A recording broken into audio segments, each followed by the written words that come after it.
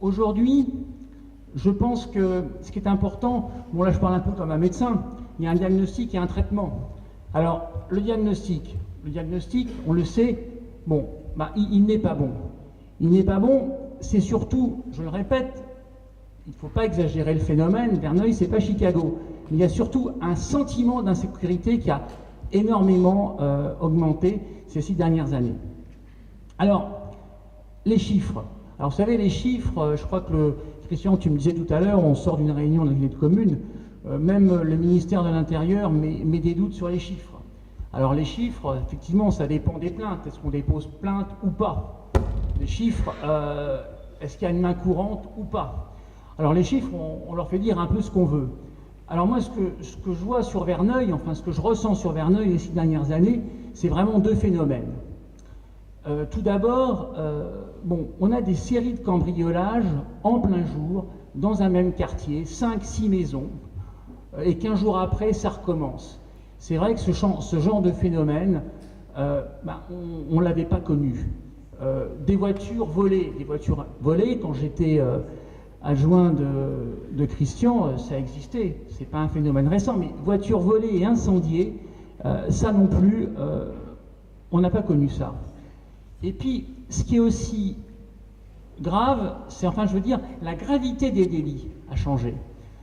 Agression physique, je suis bien placé pour le savoir, j'en ai subi une.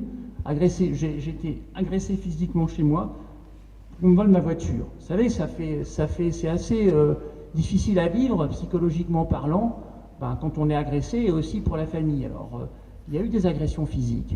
Bon, il y a eu également une fusillade.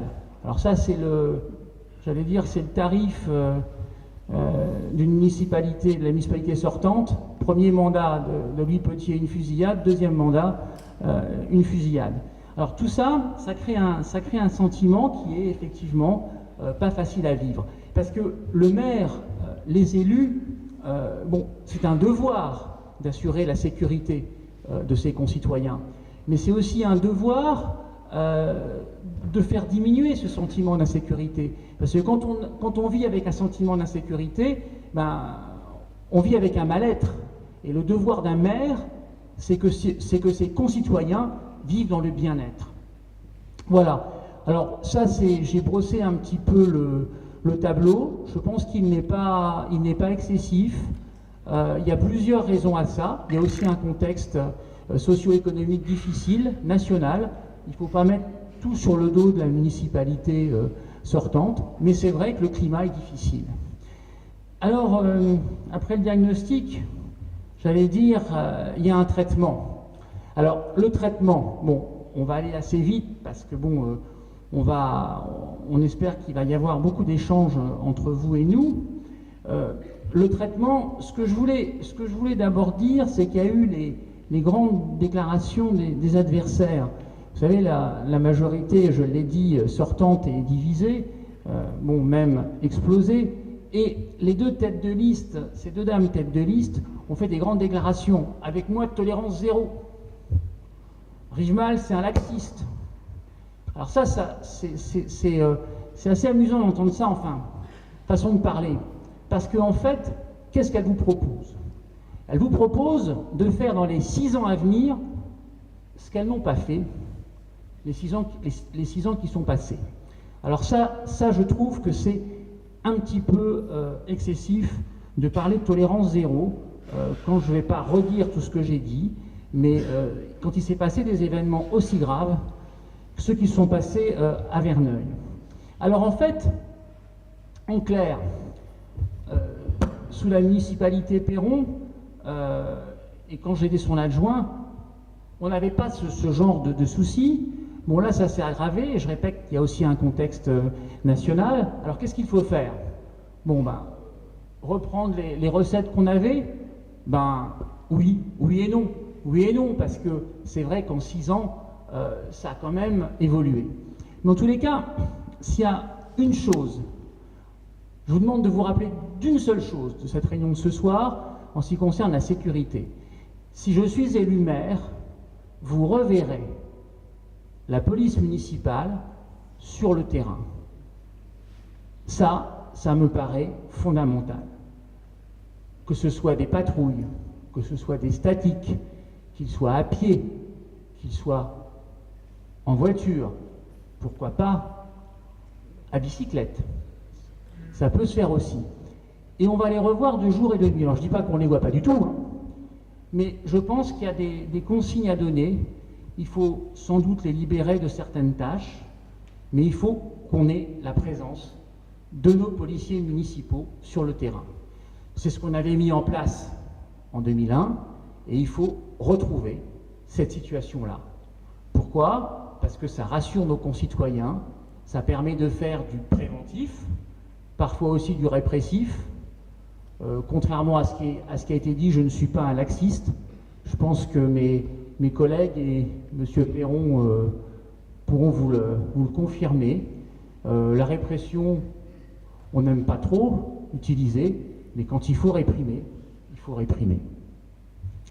Donc, nos policiers, vous allez les revoir, enfin, plus, beaucoup plus, sur le terrain. C'est un engagement formel que je prends devant vous ce soir. Alors, la police municipale sur le terrain est aussi, bon, quels sont les moyens par rapport à ces problèmes d'insécurité, d'incivilité? Alors, il y a les caméras de vidéosurveillance. Les caméras de vidéosurveillance, contrairement à ce qui a été dit, là aussi je veux tordre le cou à un mensonge, appelons un mot, je n'ai pas voté contre. Les caméras de vidéosurveillance, c'est un apport technologique qui est indéniable. Vous savez, moi je fais un parallèle avec les nouvelles technologies, hein. Vous savez, je suis médecin biologiste, je dirige un laboratoire et j'ai des machines qu'on appelle des automates qui évoluent d'année en année, mais quand derrière la machine, il n'y a pas l'homme, il n'y a pas le médecin, ça ne marche pas. Et bien pour les caméras de vidéosurveillance, c'est pareil. Les caméras de vidéosurveillance, ça ne remplace pas nos policiers, qui sont d'ailleurs d'excellents policiers. Ça ne les remplace pas. Voilà, c'est ce que je voulais dire. Par rapport aux caméras de vidéosurveillance, je pense que avant d'en installer ailleurs, il va falloir quand même aussi réfléchir. Bon, il y a quand même un coût, et puis moi je suis un petit peu inquiet. Je suis un petit peu inquiet sur leur efficacité technique, parce que je ne sais pas si vous avez eu la réponse à cette question. Moi, je ne l'ai jamais eue. Combien de délits ont été élucidés grâce aux caméras de vidéosurveillance à Verneuil? Alors, des vilains bruits qui courent, il faut se méfier des vilains bruits, disent qu'il y aurait peut-être un problème technique. Donc, on va se pencher sur la question, parce que caméras de vidéosurveillance, oui, avec derrière des hommes et des femmes, parce qu'on a des policiers femmes, c'est fondamental.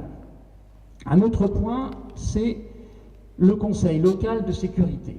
Alors ça, bon, vous savez, moi je suis quelqu'un de terrain, vous me connaissez, se réunir pour se réunir et la réunionnite, c'est pas mon truc, mais le conseil local de sécurité, c'est quelque chose d'important.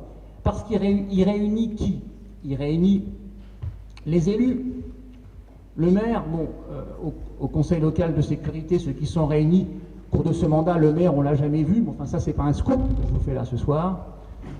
Il y a des élus, il y a la police municipale, il y a la gendarmerie, il y a le procureur de la République, ou son représentant, il y a également la direction des établissements scolaires, les services sociaux de la ville, du département. Et là, on fait le point, on prend le pouls de ce qui se passe au niveau d'une ville. Bon, notamment pour la jeunesse, mais ce n'est pas forcément la jeunesse qui est associée aux incivilités et aux délits, loin de là. Donc on peut prendre des décisions, et c'est vraiment très important.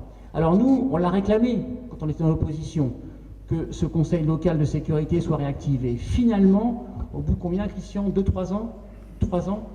Au bout de 3 ans de mandat, il a été réactivé, il a été peu souvent réuni, et cette année, en 2013, malgré ce sentiment d'insécurité qui a fortement augmenté, avec donc même une fusillade, comme je dis, qui s'est produite, il n'a jamais été réuni.